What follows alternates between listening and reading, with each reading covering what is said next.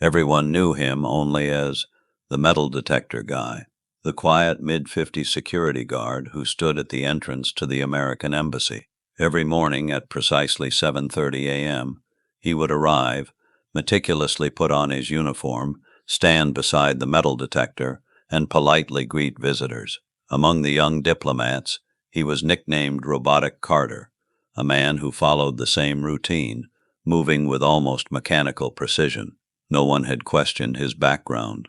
No one had noticed how he methodically checked the building each morning. And certainly no one had seen the small, almost invisible medallion-shaped tattoo on his left wrist, the secret mark of deltaforce, until a group of terrorists stormed the embassy taking 42 people hostage, and a former war hero emerged from the shadows.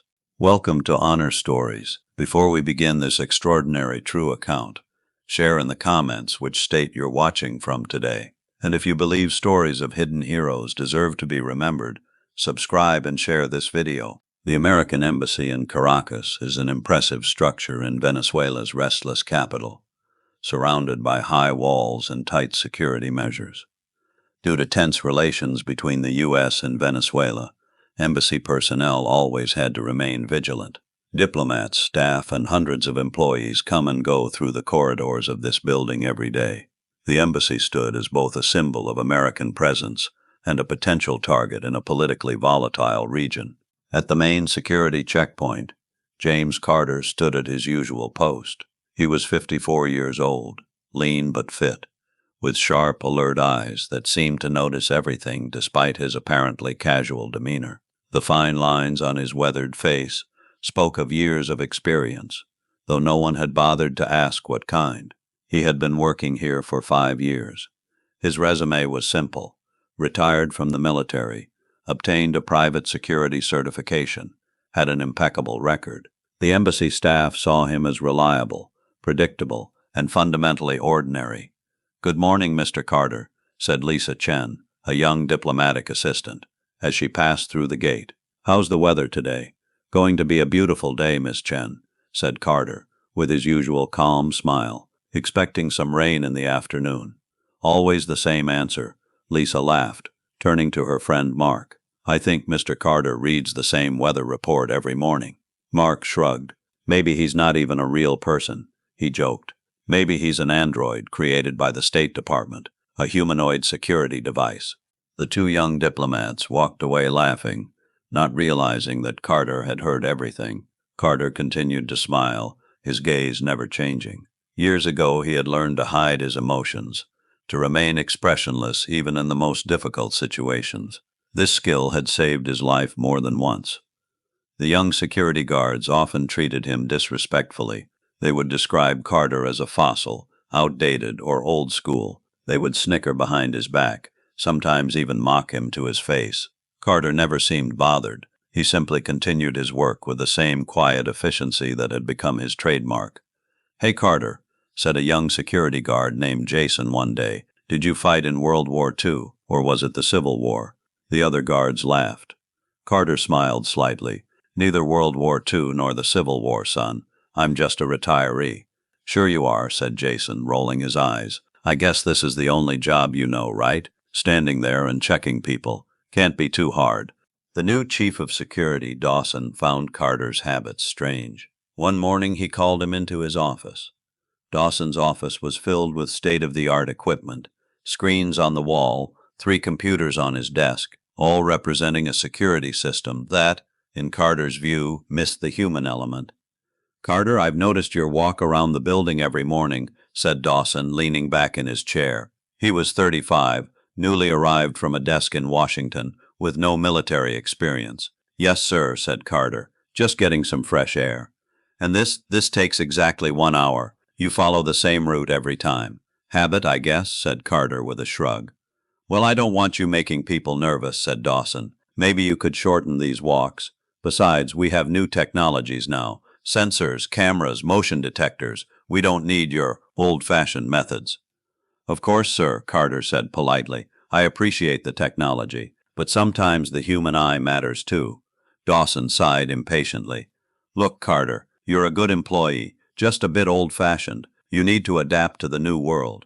Carter nodded. Of course, sir. Polite, obedient, the perfect employee. But the next morning, he followed the same road again, just a little faster, because Carter saw things people couldn't see, heard things they couldn't hear, and in recent days, something was worrying him. The air had changed. Tension had increased. What no one knew was that Carter's name hadn't always been James Carter. During his 22 years in Delta Force, they called him Ghost. He had participated in operations in Iraq, Afghanistan, and dozens of other countries he couldn't name. Hostage rescue, targeting, intelligence gathering. He was one of the best in his field. He had been shot 3 times, stabbed twice, and injured once in a bomb explosion. Yet each time he had returned, continuing his mission with the quiet determination that defined him. In 2018, he quietly retired after a serious knee injury, with dozens of medals, countless classified operations, and a lifetime of memories. The first months of his retirement were difficult. He couldn't adapt to civilian life. He had nightmares at night, flinching at the slightest sounds. Shopping malls gave him panic attacks. Too many people, too many potential threats, too little control. Through unofficial channels, he joined the State Department's Diplomat Protection Program, former Special Forces operators placed in high-risk embassies, ordinary security guards on paper, but in reality the last line of defense. Caracas, with its unstable political situation in Venezuela and anti-American rhetoric, was a high-risk location. Carter's mission was simple: watch, be ready, and never reveal your true identity. One Tuesday morning, everything changed. Carter arrived as always, did his usual check, and took his usual position. At 10:15 a.m., a convoy of 3 vehicles pulled up to the front of the embassy. A standard diplomatic visit, a high-ranking official from the Venezuelan Foreign Ministry for a scheduled meeting with the American ambassador. Carter immediately noticed something was wrong. His training kicked in automatically, his senses heightened as they had been in combat zones. The convoy's timing was right, the identifications were correct, but the arrangement of the vehicles was wrong. Also, the drivers' postures were strange. Their hands gripped the steering wheel too tightly, their eyes darted around too much, and the vehicles were a bit dustier than normal, with a small scratch on one rear window that looked suspiciously like a bullet mark. Control, protocol change in the incoming convoy, Carter said quietly into his lapel microphone, requesting verification. Dawson's voice came from the security room. Carter, everything's been checked. Let them in. Protocol violation, Carter repeated. Vehicle arrangement is non-standard. Carter, said Dawson, his voice now clearly irritated. This is a diplomatic visit. IDs have been checked. Vehicles have been scanned. You're causing a delay. Carter hesitated, then nodded. He allowed the convoy to approach the main gate. The first vehicle stopped at the barrier. 4 men dressed in full Venezuelan security personnel uniforms got out. Carter examined them carefully, noting the way they moved, not with the disciplined precision of trained security personnel, but with the tense alertness of men about to spring into action. The first man approached, showing his ID, Venezuelan Foreign Ministry. Security team, he said in fluent English. Carter looked at the ID. Everything seemed in order. But then, as the man's jacket sleeve rode up slightly, he saw the tattoo on his wrist. It looked like a religious symbol, but Carter immediately recognized it. The Eagles Brigade, the mark of a radical terrorist group that had been responsible for bombings throughout South America. Carter's mind began working like a racehorse. He quickly assessed the situation. 4 men in the first car, probably more in the second, and who knows how many in the third. The real official and his guards had likely been bound and neutralized. The plan was clear. They would infiltrate the embassy, take hostages inside, probably make certain demands. He made his decision in seconds. Security protocol required consulting authorities in suspicious situations. But Carter knew the authorities wouldn't understand this situation. Dawson had already ignored all his warnings, and now 42 lives were at stake. IDs confirmed, he said into his microphone, as if everything was fine. Then he turned to the man. Please park the vehicles over there, he said, pointing to a side parking area, a request outside normal protocol. The man frowned slightly. Wouldn't the main entrance be more appropriate? Sorry, said Carter with a smile. Maintenance work. Just for today. The man looked at his companions, then reluctantly nodded. The first two vehicles moved toward the designated area. Just then, the third vehicle suddenly accelerated, heading for the barriers. In a second, Carter pulled out the Glock pistol hidden under his belt and fired 2 shots at the third vehicle's front tire. The car swerved and crashed into the barriers, the impact sending a cloud of dust into the air. "Breach! Breach!" he shouted into his microphone. "Terrorist attack in progress. Locked down." Alarms began ringing throughout the embassy. Men jumped out of the first 2 cars, now armed and openly hostile. Carter quickly took shelter in the security booth, just as heavy fire began to pepper the walls around him. Bullets shattered glass and embedded themselves in concrete, sending fragments flying. He connected to the security room. "Dawson, what's the situation?" "Carter, what the hell is going on?" Dawson's voice had risen in panic. "At least 12 armed attackers, probably more," said Carter coolly, his voice betraying none of the adrenaline coursing through his veins. "Where's the ambassador?" "Third floor, a wing, meeting room," said Dawson, "with 4 staff members." "Lock everyone in the safe room," said Carter. "Call local police, but I expect the attackers to get in." "Personnel count?"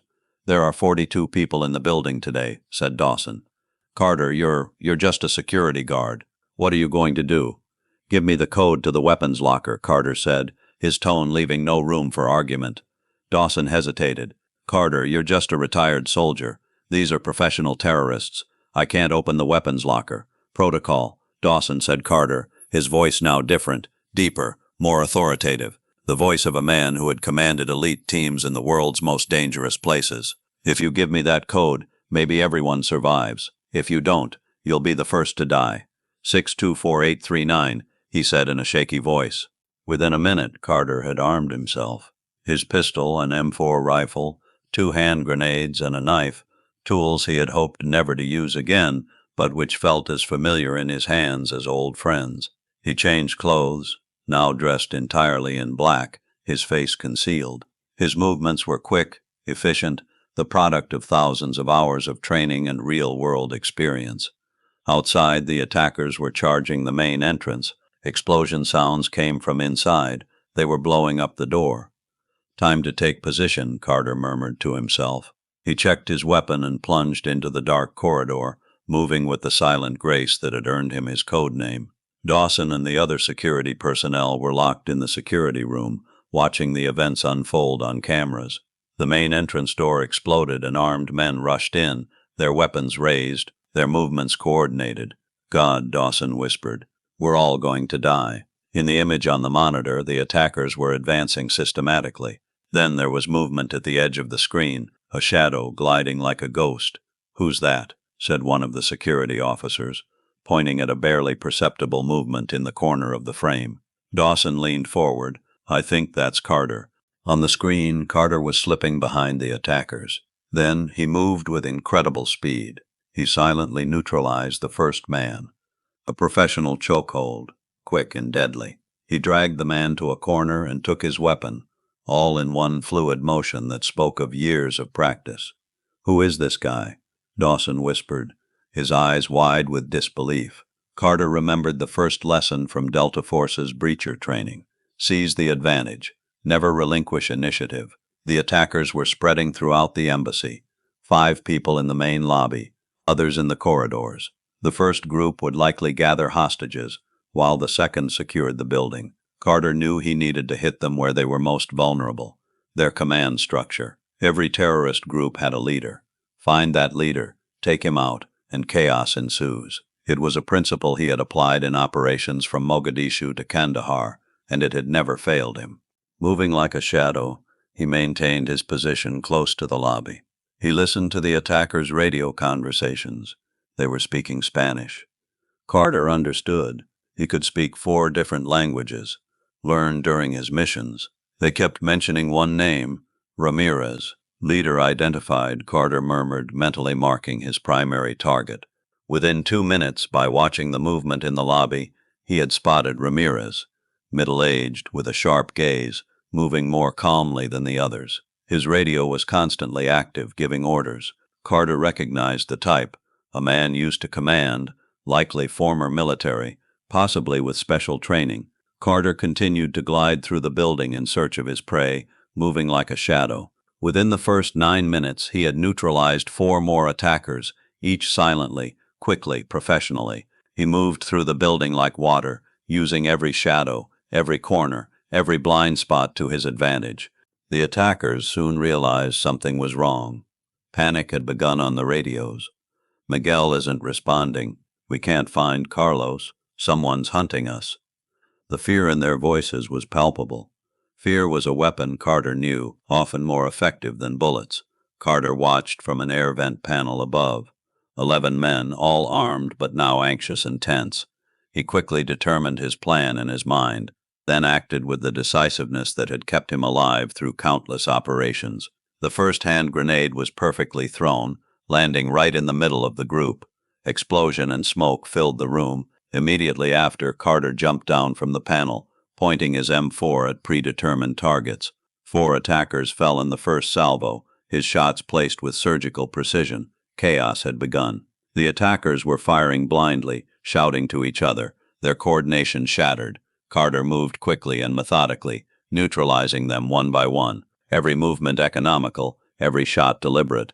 This wasn't his first firefight, and his body remembered the rhythm of combat like a dancer remembers a familiar routine. Finally, only Ramirez remained, hiding behind a column, his weapon clutched tightly in shaking hands. "I know who you are," Ramirez shouted in Spanish.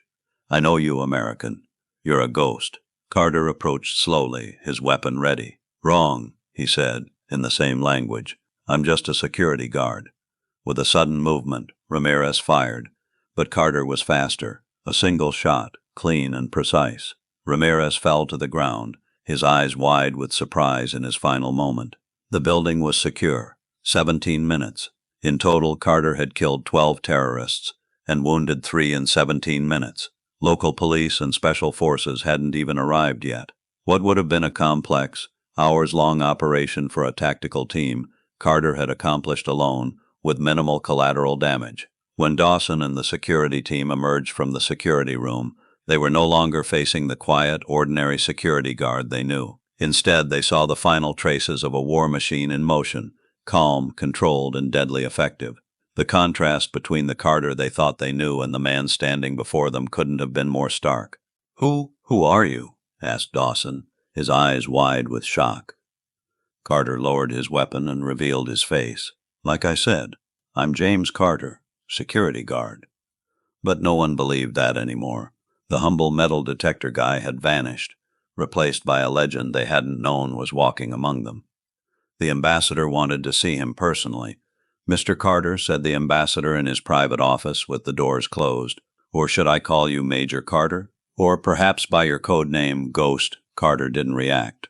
His face remained impassive, a skill developed over years of interrogations and high-pressure situations.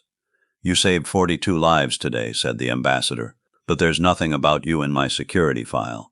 Just a basic resume saying you're a security guard." "Sometimes people aren't what they appear to be, sir," Carter said simply. The ambassador opened a file on his desk. "A fax just in from the State Department. It seems you don't exist in official records, Mr. Carter, or whatever your name is." "James Carter is my real name, sir," said Carter. "Just my past is a bit complicated." The ambassador studied him for a long time. "Deltaforce, Special Operations. 3 Bronze Stars, 2 Silver Stars, 4 Purple Hearts. Afghanistan, Iraq, Colombia, Yemen, Chechnya." "Some of it shouldn't be in the file, sir," Carter said quietly. The ambassador nodded. "You prefer to stay in the background, don't you, Carter, rather than in the spotlight? For men like me, sir, the shadows are more comfortable." The next day, at a press conference, Carter stood reluctantly in the foreground.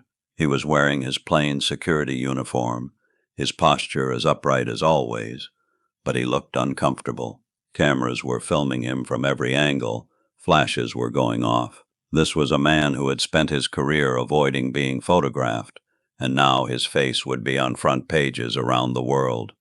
The ambassador spoke about his courage. When Carter was given the floor, he spoke only briefly. "I just did my job," he said calmly. "Any security guard would have done the same." That night, Carter sat in his hotel room, a glass of whiskey in hand. His face looked back at him from the television screen, labeled as Hero Security Guard and Embassy Savior. His cover was blown. His anonymous life was over. His phone rang, an unknown number. "Carter," he answered. "You drew attention today, James," said the voice on the phone, his former commander. "I thought you'd stopped working for us." "I have," said Carter. "I'm just a security guard now." A slight laugh was heard on the phone. "Of course you are. Well, this security guard role seems to suit you. We might need you for other places." "Where do you need me?" he asked. "Cairo," said the voice. "The situation there is deteriorating too. We need someone like you." Carter closed his eyes. His knee pain had started again, a reminder of an old wound. Retirement life was still far away. "When?" he asked. "Within a week.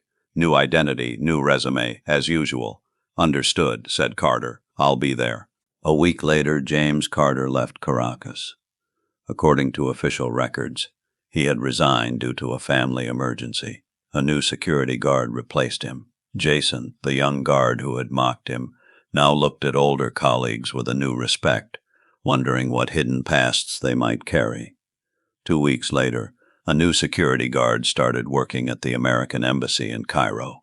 His name was David Miller, in his 50s, quiet professional. Every morning he would arrive exactly on time, systematically check the building, then stand at the main gate. No one had questioned his background.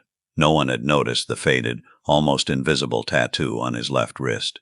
The embassy staff in Cairo saw him as just another security guard, polite, reliable, but fundamentally ordinary, just a man doing his job. But some people moving in the shadowy corners of the world knew. In American embassies, in the most dangerous places in the world, sometimes the most ordinary appearing people are the most extraordinary. Real heroes are found not behind uniforms, titles, or medals, but among those who choose to remain invisible. You would never see James Carter at a hero ceremony. You wouldn't find his name on any monument. But he and others like him were there, always watching, always ready, emerging only when needed. What about you? Have you ever met someone like James Carter? Quietly present, unnoticed by most, but with extraordinary abilities. Maybe your school teacher was actually a mathematician. Maybe your neighbor was once a doctor who saved lives. Perhaps the most ordinary-seeming people around you have the deepest stories.